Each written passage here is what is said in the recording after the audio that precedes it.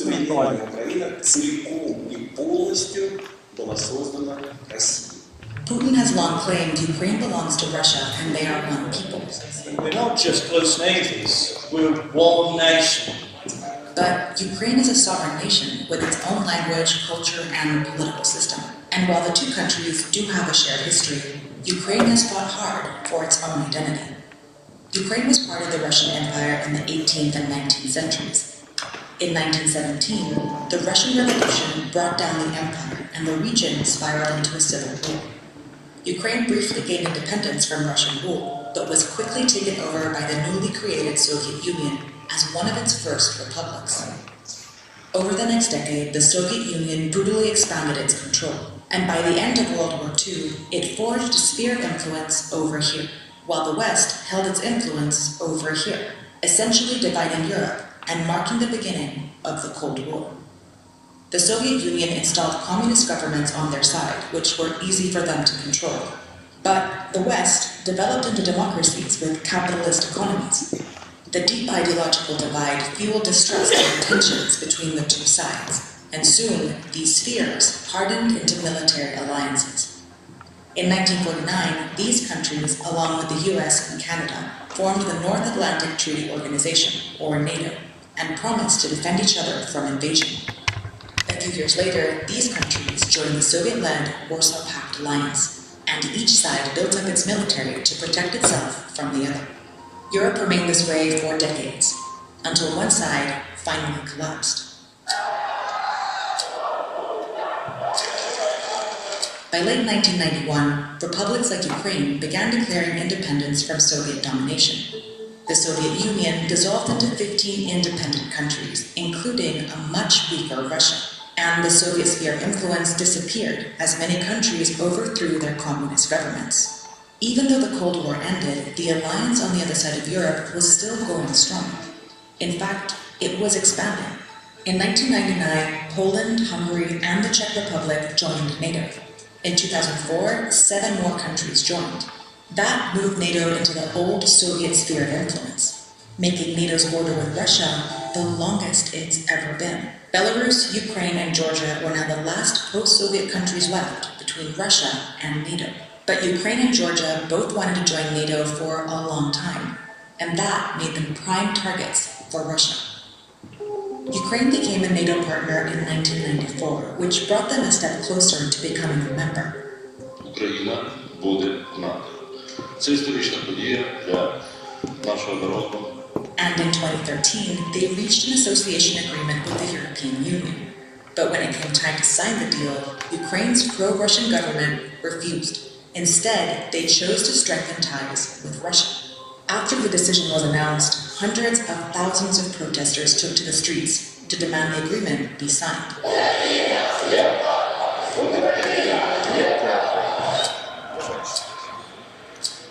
After months of peaceful protests, the Ukrainian president cracked down and killed more than 100 people, sparking more protests, which eventually drove the president out of office and the country.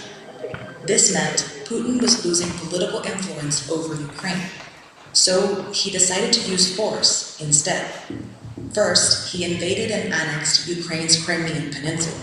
Then, Russia-backed separatists captured the regions of Donetsk and Luhansk and declared them independent of Ukraine. Since then, Ukraine has been locked in a conflict with Russia that has killed 14,000 people and displaced nearly 2 million. For nearly 8 years, Putin has held on to these regions, destabilizing Ukraine and keeping it from moving closer to the West. But in November 2021, Putin decided to go all in. Satellite images showed at least 100,000 Russian troops and military equipment piling up along the border of Ukraine.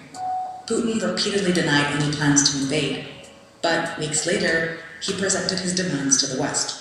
His main demand was that NATO stop expanding and move its military borders back to where they were in 1997, away from Russia's. Western leaders rejected his demands. Instead, they put forces on standby and reinforced their military presence in Eastern Europe. Back at Ukraine's border, Russian troops continued to gather. And over here, along its border with Belarus, Russia began conducting huge military drills. On February 21st, the threat of war became real. Считаю необходимым принять уже давно назревшее решение. Незамедлительно признать независимость и суверенитет Донецкой Народной Республики и Луганской Народной Республики. His troops immediately crossed the Ukrainian border into Russian-backed separatist regions under the pretense of peacekeeping. Ukraine announced a state of emergency, and President Zelensky made a direct appeal to the Russian people. Война лишит гарантий всех. Гарантий безопасности не будет больше ни у кого. Кто от этого пострадает больше всего? Люди. Кто этого не хочет больше всего? Люди. Кто может этого не допустить? Люди. Hours later, on February 24th, Putin launched a full-scale invasion in Ukraine. Специальной военной операции. World leaders have spoken out against Russia's invasion. Condemn this barbaric attack and the cynical arguments to justify it. This hideous and barbaric venture of Vladimir Putin must end in failure. Putin chose this war, and now he and his country will bear the consequences. Anti-war protests have broken out around the world, including in Russia, despite the risk of arrest. Neighboring nations have opened their borders as hundreds of thousands of Ukrainians attempt to flee. NATO's response force has been activated for the first time in history, and the US has sent additional troops to Eastern Europe.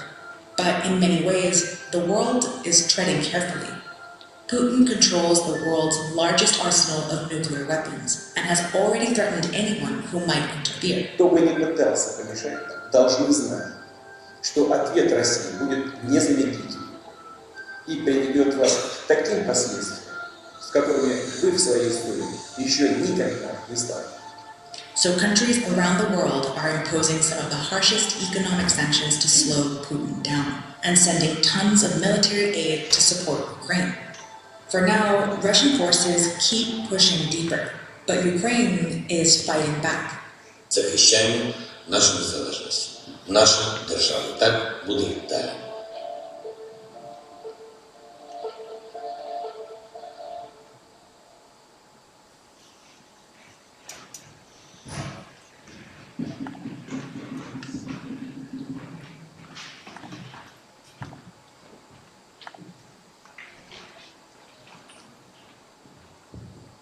We are honored to welcome Ms. Teplitsky, who is the mother of 3 Schechter alumni and was born in Ukraine.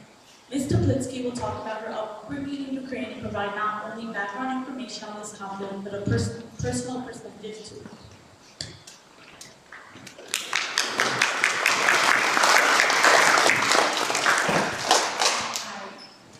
My name is Jenny. I was born and grew up in Kiev, the capital of Ukraine. First of all, excuse me, guys, I'm not a public speaker, super nervous for me. Is this better?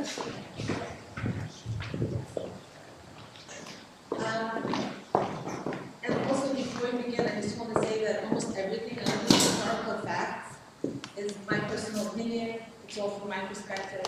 It comes from my experiences and my feelings. Other people might not feel the same, and that's okay. So first, I'm going to some of what you guys saw in the video. Quick history lesson. It's important. It's important to understand the history of Ukraine and its relationship to Russia in order to understand the conflict that we're watching unfold today. So really quickly, 1917, the Russian Revolution, Tsar is overthrown, and it throws the whole region into turmoil for a few years. Different factions are fighting for power, and then the communists win. And in 1922, the Union of Soviet Socialist Republics was established. In short, Soviet Union or Russia. It wasn't only Russia, it was 3 republics that originally joined. It was Russia, Ukraine, and Belarus. And then with time, 12 more became part of the Soviet Union, such as Georgia, Uzbekistan, Latvia, and others, to make a total of 15. So now, at the end of this whole conflict, what we have is 15 republics that coexist as one country under one communist government. And that's the country where I was born and spent most of my childhood. Now, growing up in Kiev, my life was very ordinary, it wasn't very different from yours. Went to school, played with friends outside, took music lessons, spent weekends with my grandparents. My parents worked. My mom was a piano teacher, my dad was an engineer.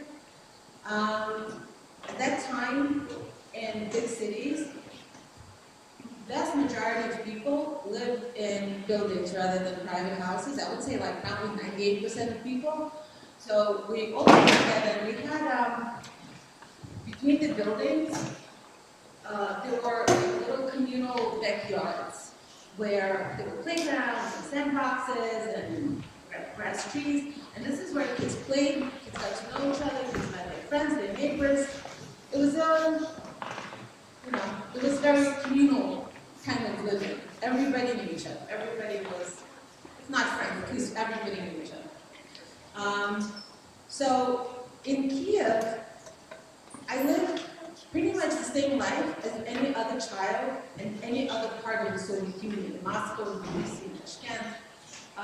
We all wore same school uniforms, we watched the same movies, listened to the same music, celebrated the same holidays, and all of us, no matter where we lived, spoke Russian.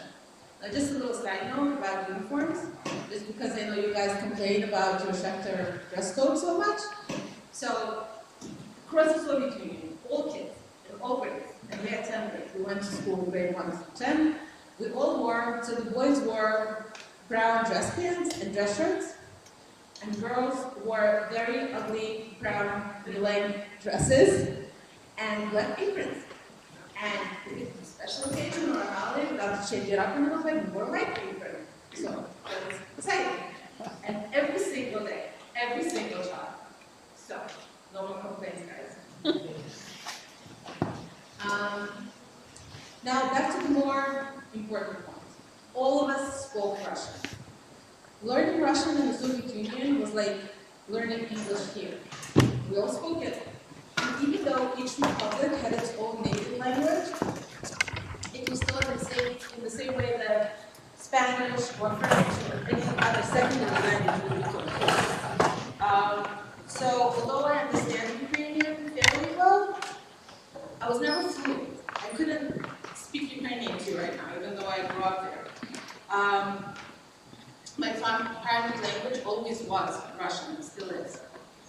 All our movies, cartoons, all our TV shows, everything was in Russian. Radio shows, songs, even street signs, no matter what republic you lived in, all in Russian. So growing up as a child of the Soviet Union, I never thought of myself as anything but Soviet. I couldn't think of myself as Ukrainian versus Russian versus Georgian or something else. I was Soviet. And living in the Soviet Union was very unifying and equalizing. Differences were erased. People would marry across republic borders, move all over the Soviet Union for better living situations or jobs. And as a result, many people had family and friends in all different republics of the country, like things like the states of the United States. So when the Chernobyl reactor exploded, which I'm sure you guys all heard of, I lived in Kiev. It was impacted largely by the radiation, and over that summer, a lot of women and children were evacuated from the city. So we went to stay with our family in Rostov, which was in Russia. And it was very common. We had family over. When our relatives couldn't keep us anymore because they had other families that came to stay with them, my mom was pregnant with my brother at the time, met a random woman on a park bench. And that woman, hearing that, we're in this situation, just invited us to stay with her in the spare room in her apartment. And it wasn't a Russian helping a Ukrainian, it was just one woman helping another, one mother helping another. It wasn't, this was just our one story, but it wasn't so special or unusual, given, the makeup of the country and all of us being part of one large whole. So, hopefully at this point, you guys are beginning to see the picture I'm trying to paint. It's a picture of no borders, of sameness in a way. But sameness isn't always a good thing.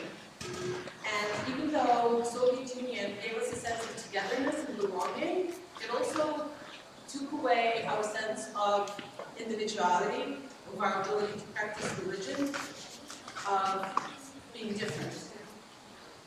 In fact, the Soviet government was so intent on enforcing uniformity that they actively persecuted minority groups, particularly Jews.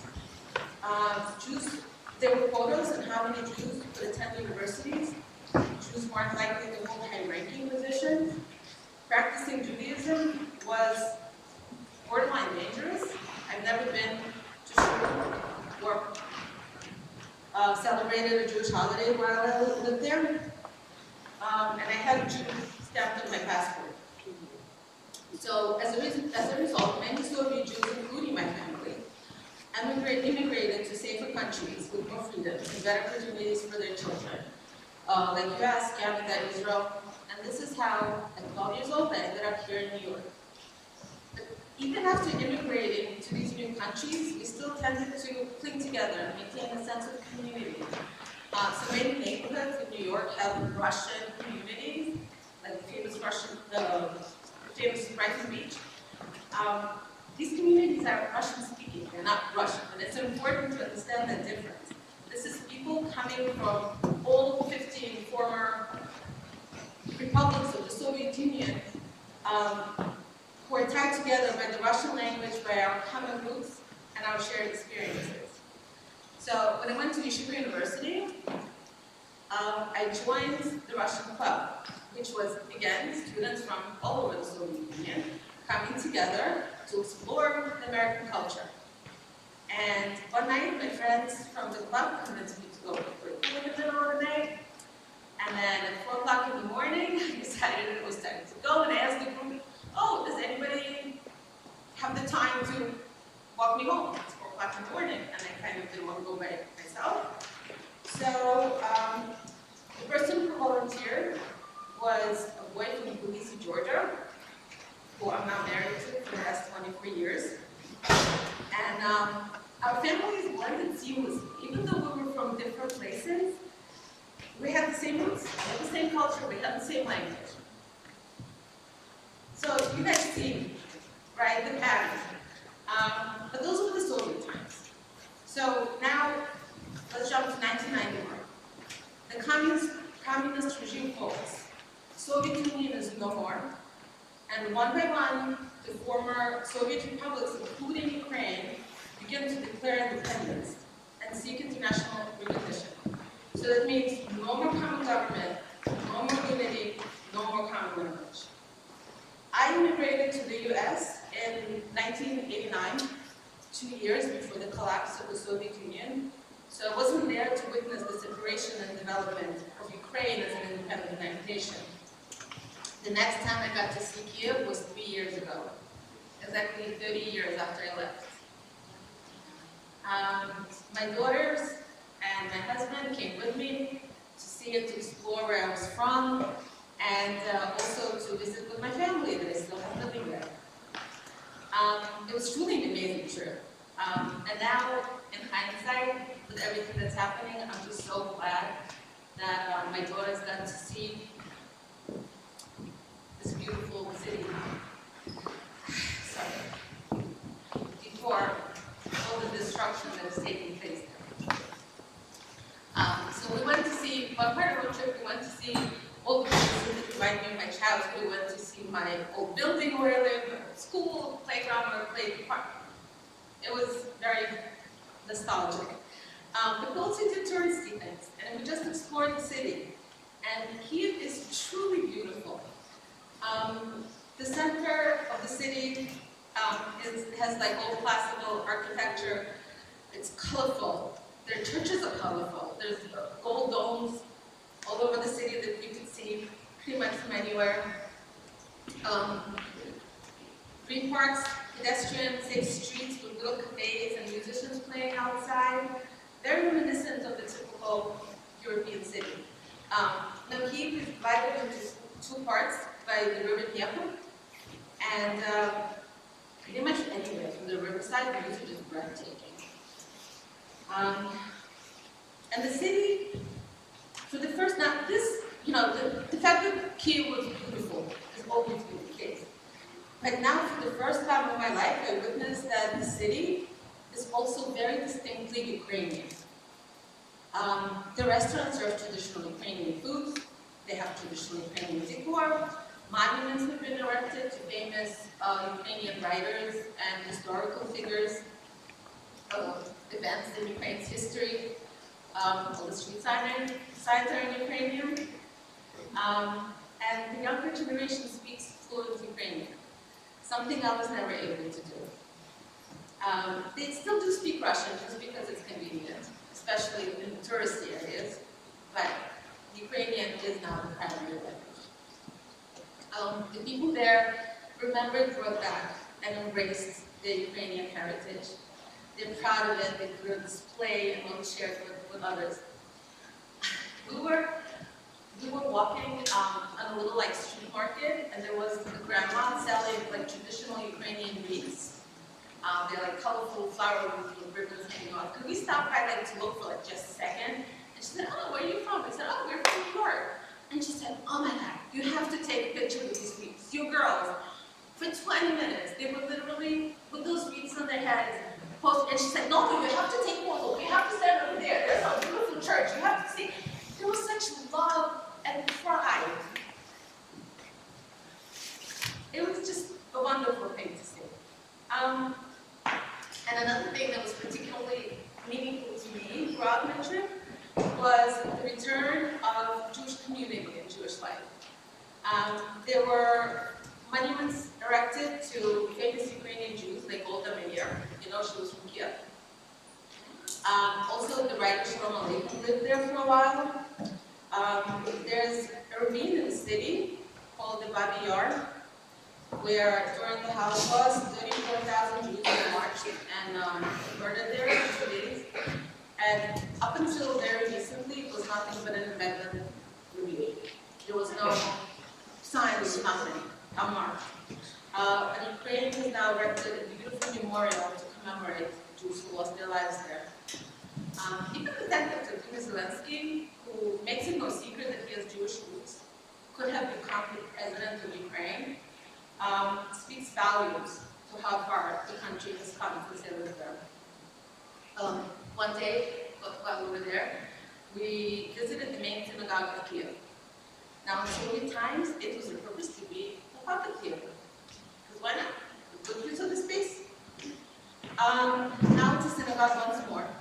And in the middle of broad daylight, we walked in, and there's people there praying, learning Torah, learning tefillin. To me, my mind was blown. Now, to you, it might not be so shocking. You go to Jewish day school, you grew up with freedom of practicing Judaism your whole life. To me, who wasn't allowed to tell kids in school that I was Jewish, this was truly mind-boggling. This would actually take place today.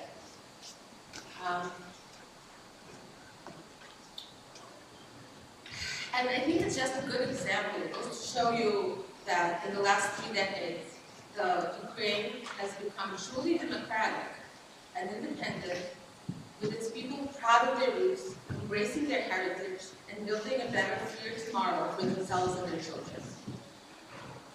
So now that you have that background, we can move on and talk about the current situation. So on the one hand, technically, Russia invading Ukraine is one independent country attacking another. On the other hand, it's brother attacking brother.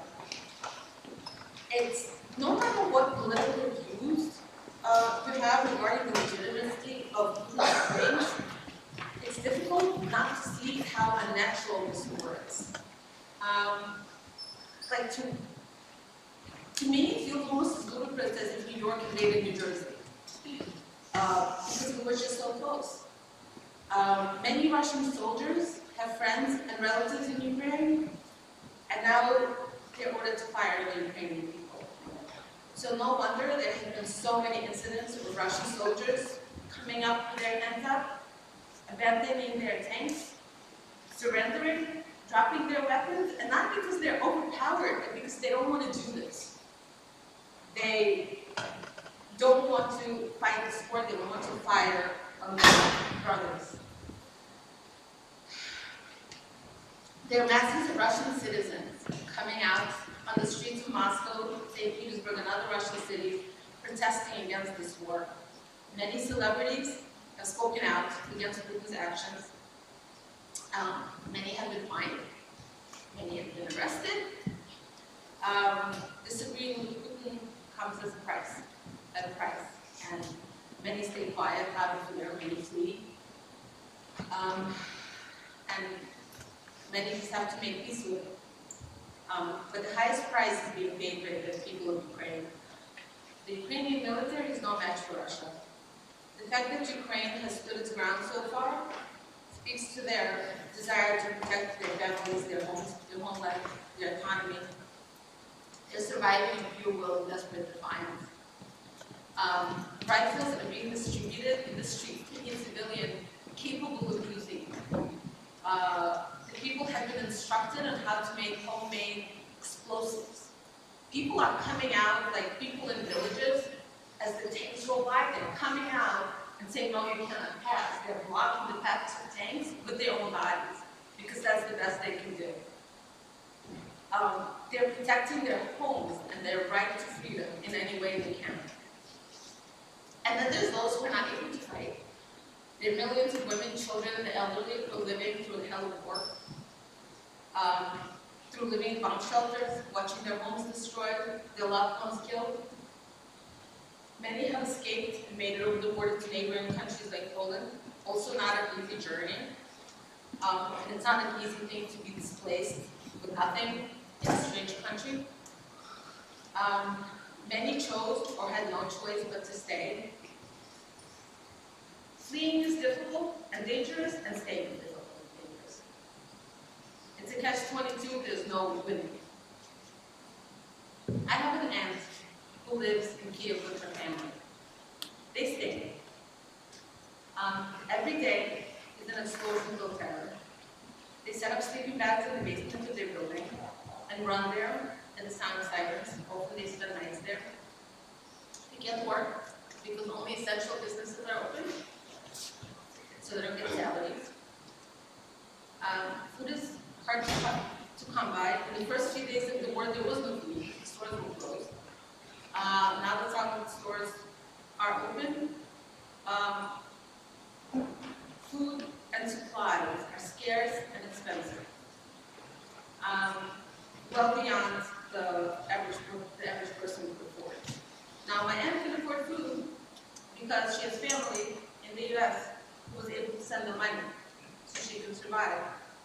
But what about everyone else?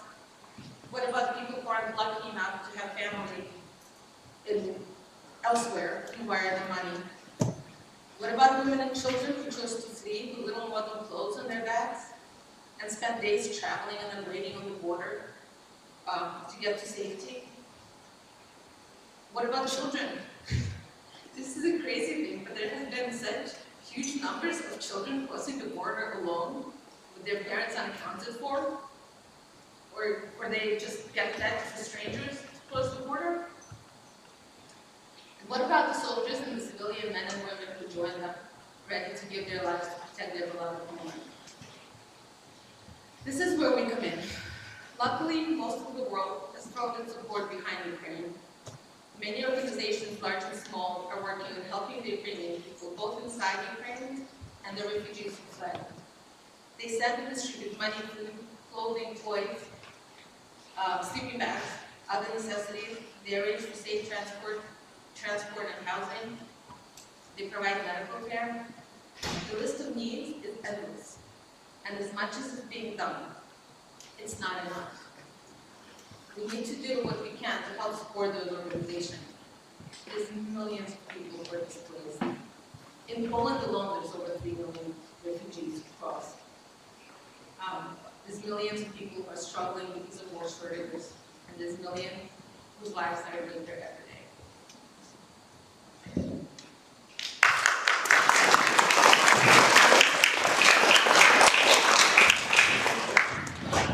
Thank you, Mr. Plitsky, for coming to our school and sharing your experience.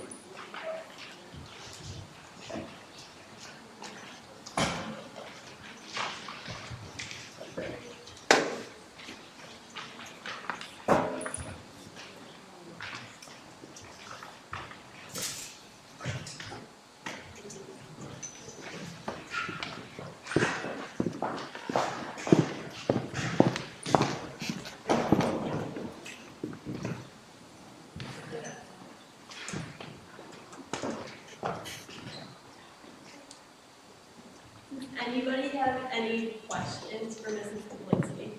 Or about the invasion in general, we have a very knowledgeable speaker up there as well.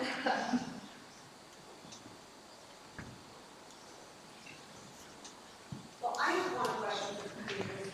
Kaplinsky. When all three public speaking independent, were there actual borders across the blocks? I think people stay where they are. So if you were originally born in Kiev, but at the time that it broke up, you were living in Russia, you were in Russia. Which is what makes for this mixed community everywhere. We on our trip when we went there 3 years ago, we also visited Georgia where my husband is from. There's so many Russians there, like from Russia, the country. You know, it's mixed. People move and they stay. But when before this event, you let's say you live in Kiev and you have family in Russia and you want to go visit them. Is there a border you have to cross or is it just like? Once it's a separate country, yes, it's a separate country. They function, so when we flew, let's say, from Georgia to Ukraine, we could have passport control and all of that. Anybody else have a question? Kitty, stand up. Stand up. You said America was sending troops. Oh, that's what the video said. Okay. From what I'm not very political, if somebody wants to take this, go ahead. But from what I understand is that there's troops standing by, but they're not officially in Ukraine. I also know that there are some American soldiers that are there on a voluntary basis, not as official. I couldn't tell you because it's all very murky. Yeah.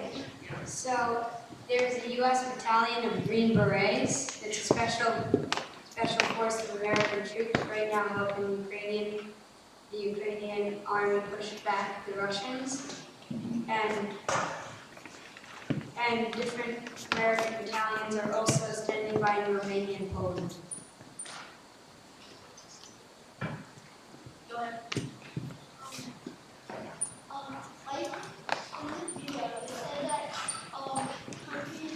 Can you speak a little louder? It said that in the video, countries were donating to Ukraine. Yes. Have they been donating things like such as food and money? Yes. Okay. Yes, there are different organizations. Now it's a little tricky. I don't know who you guys are working with, but there are some organizations that are fake. They're collecting and it's not getting there. But there are a lot of organizations that have donated food, money, clothing, a lot of things, medical aid. Now, from what I understand, a lot of it goes to refugees or to people who are not in the cities that are actively attacked right now. Because in Kiev, it's very hard to get stuff through. But the bordering cities where it's quieter and where people are fleeing and moving, that's where the aid is going to the refugees. I'm just going to let it be straight around. 7th grade. Sarah, stand up.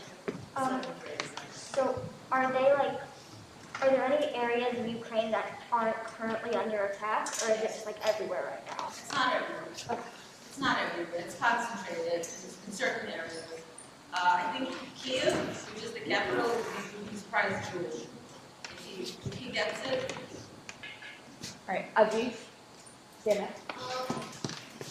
Why are most of the refugees that are fleeing Ukraine going Poland? It's just. Is that where they were closest to? It's where they live closest to. Poland was the first one to open its borders and to say come and welcome. But people are going to Romania, people are going to other places. Yeah, just recently the U.S. President Biden just allowed 100,000 Ukrainian refugees to cross the border into the U.S.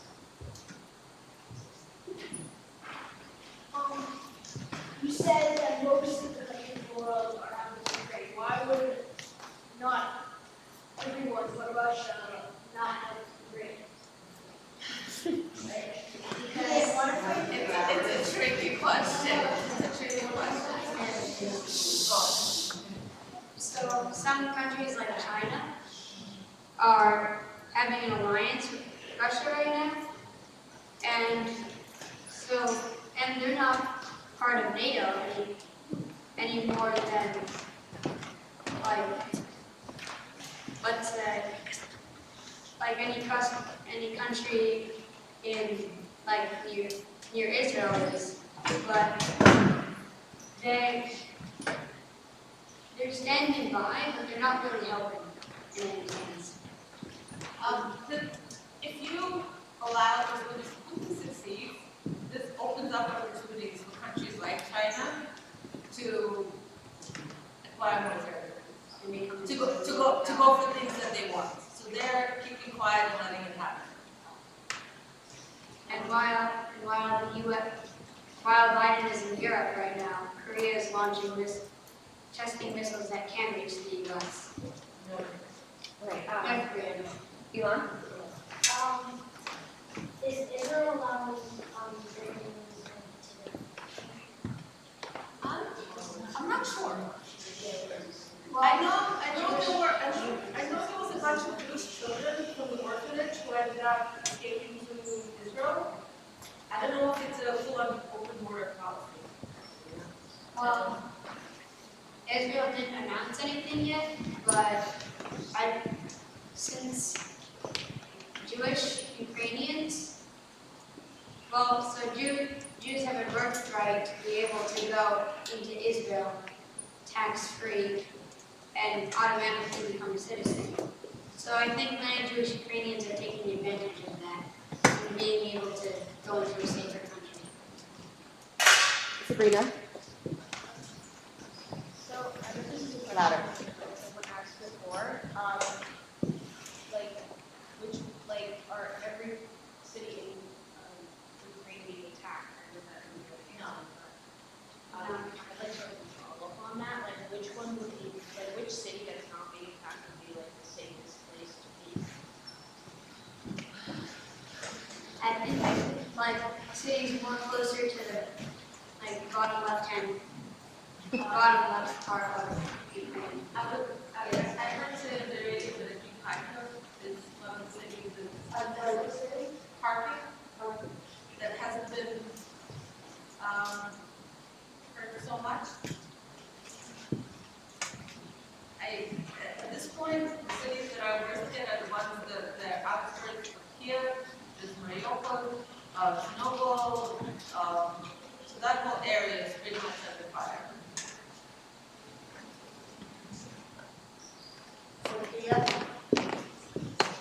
Why are people just escaping to the other places in Ukraine that aren't being attacked? People are escaping to other places in Ukraine. They are. Zachary?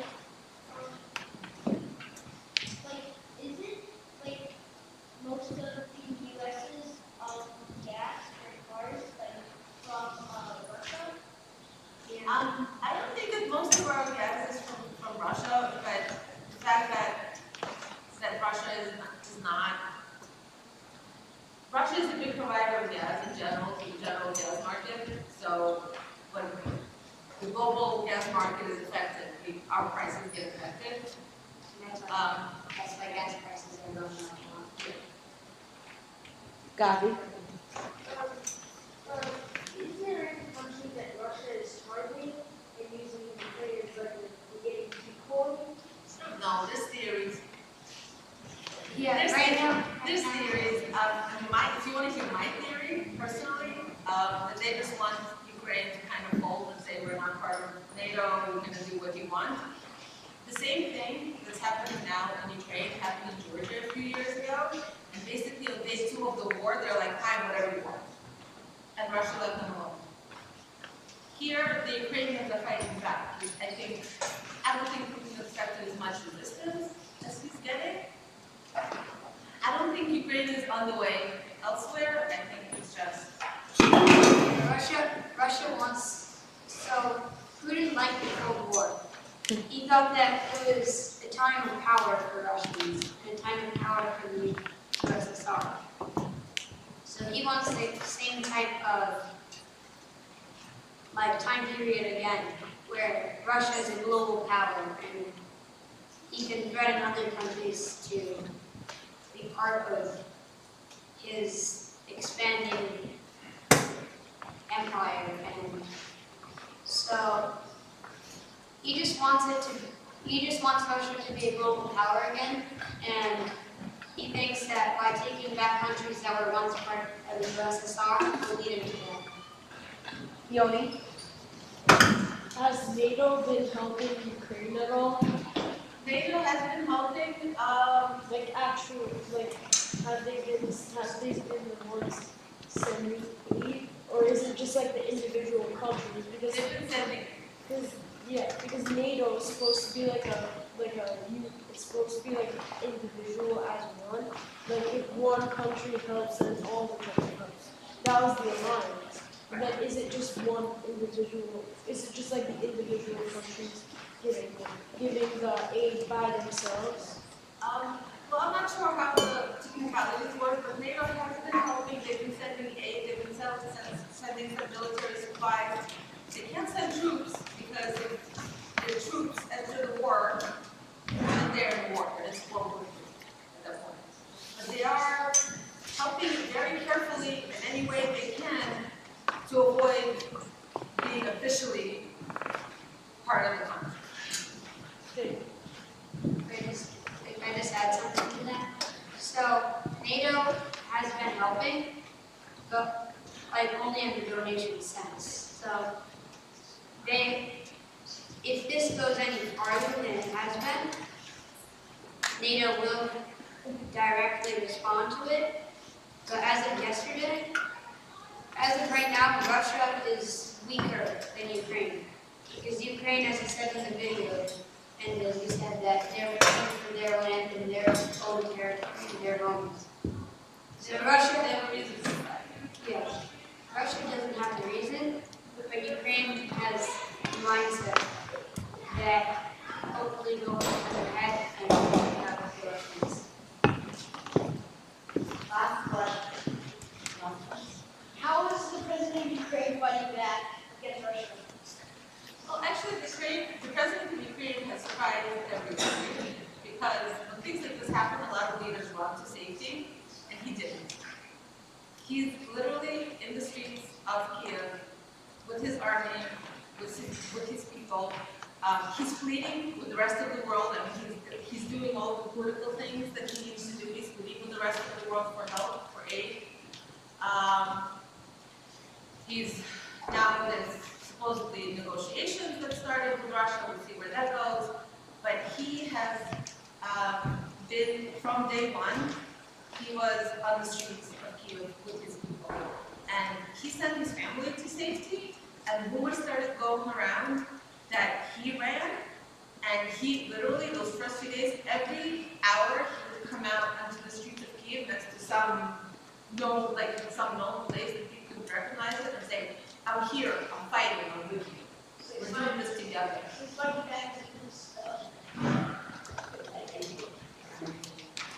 Yeah, he's posting videos on social media with military leaders that he's still there. He's showing the rest of the world that he's not afraid of this. And he's showing the rest of the world that they can make a difference altogether.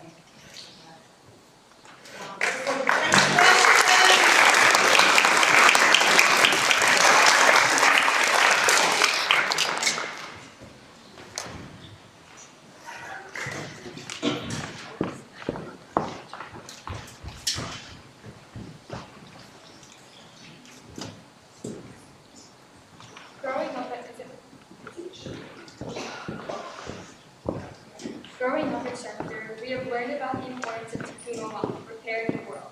Our clubs, HLA and Chester, have been working to find ways to most effectively help. So far, we have donated 2 full boxes that included medical and hygiene supplies. This Thursday, we are having a bowling event at Bolero Mediola at 5:30 p.m. All funds will be going to JCC Krakow and Poland. By donating to this organization, we will be directly helping Ukrainian refugees and people in Ukraine affected by the war. They operate 7 days a week, 14 hours a day, while 300 to 500 Ukrainians come to take any supplies they are offered, and are also offered assistance for anything they need. They also send truckloads into Ukraine and by the border. If you and any family members are interested in participating, there is a link in the Mount Badash to RSVP. Please come and help us do as much as we can.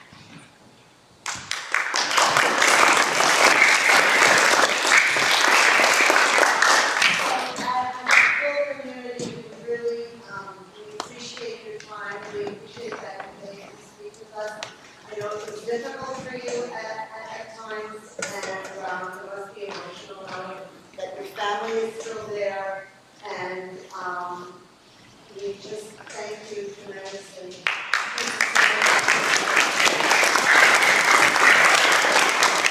I also just want to thank the fifth graders whose seed was planted, and from that seed grew the involvement of the Kesher Club and the HRA, the Union Advocates Club, and you did a beautiful job, everybody.